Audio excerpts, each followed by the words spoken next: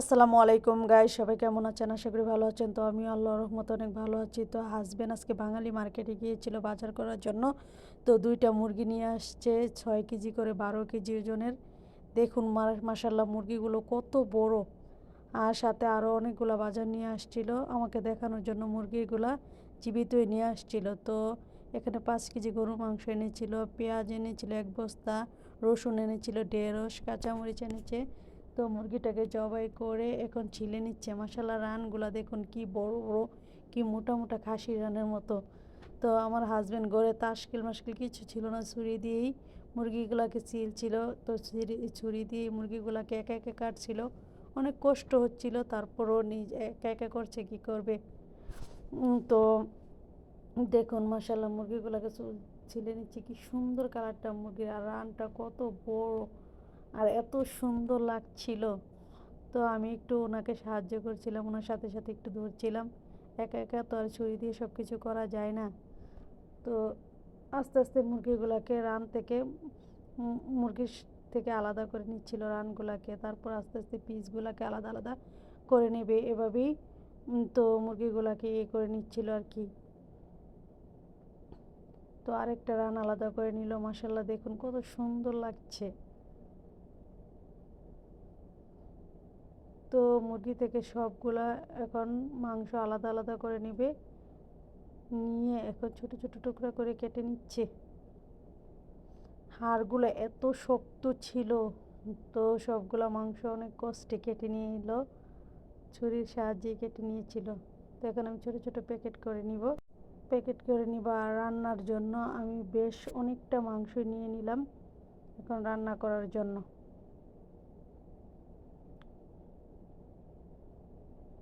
তো একটা আমি বলে মাংস 3 কেজি পরে পরিষ্কার করে ভালোভাবে ধুয়ে এরকম সাইজের টুকরা করে নিয়েছি। তো এখন আমি 250 গ্রামের মতো পেঁয়াজ দিয়ে দিব মাংসের সাথে।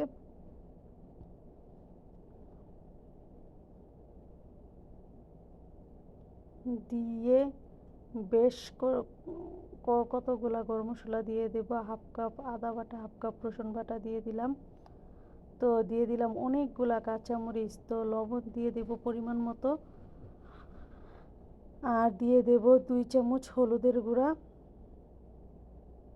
4 চামচ মরিচের গুঁড়া দিয়ে দিলাম পরিমাণ মতো মিক্স মশলা।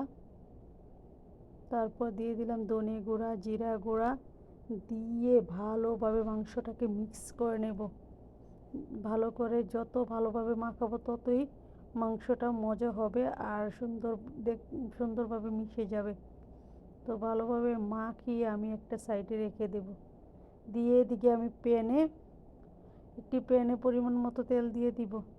দিয়ে কতগুলা আস্ত মশলা দিয়ে দিব, গরম মশলা, এলাচ, দারচিনি, তেজপাতা। দিয়ে আমি কতগুলা পেঁয়াজ কুচি দিয়ে দিলাম। দিয়ে পেঁয়াজ কুচিটা যখন ব্রাউন কালার হয়ে আসবে তখন আমি চিকেনটা দিয়ে দিব। অল্প অল্প করে চিকেন দিয়ে দিব। দিয়ে চিকেন মাখানো বলে আমি,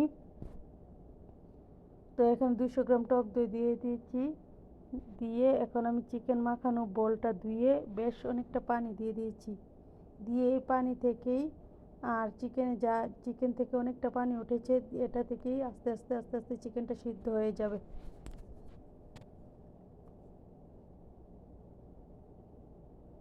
চিকেনটা সিদ্ধ হয়ে আস্তে আস্তে পানিটা পানিটা কমে যাবে আর চিকেনটা সিদ্ধ হবে। সিদ্ধ হতে হতে এক পর্যায়ে একদম কালো কালো বুনো হয়ে যাবে। তার মাঝখান দিয়ে আরেকটু পানি দিয়ে দিয়েছিলাম কষানো হওয়ার পরে, ফোটানো পানি। তো এখন চিকেনটা কষা কষা হয়ে যাচ্ছে। মাশাল্লাহ এত মজা হয়েছিল। চিকেনটা আলাদা করে আমি সার্ভ করে দেখাইনি, কারণ ভিডিও অনেক বড় হয়ে যাচ্ছিল। দেখুন মাশাল্লাহ চিকেনের কালারটা কতটা সুন্দর হয়েছে। আমি আর এখানে এক্সট্রা কোনো মশলা দেব না। তো ভিডিও ভালো লাগলে লাইক কমেন্ট শেয়ার দিয়ে পাশে থাকবেন। আর আল্লাহ হাফেজ, আসসালামু আলাইকুম।